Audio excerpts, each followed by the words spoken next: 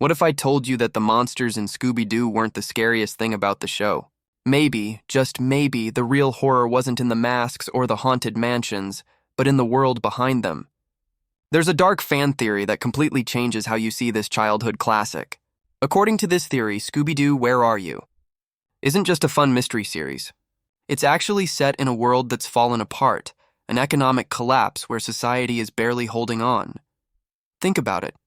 Almost every episode takes place in an abandoned amusement park, a broken-down mine, a deserted factory, or a forgotten ghost town. It's as if the entire country has gone bankrupt. The streets are empty, the businesses are closed, and the only people left are those trying to survive.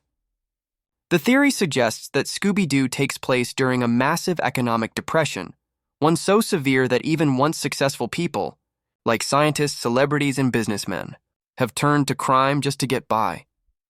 And here's the really chilling part. These criminals don't just steal or cheat, they dress up as monsters. Why? To scare people away from discovering their crimes and to shift the blame. The masks, the elaborate costumes, the fake hauntings, it's all a desperate attempt to survive in a society that's completely collapsed. The so-called villains of the show are really victims of a world where opportunity no longer exists. That would explain why Mystery Inc. always travels around in a van.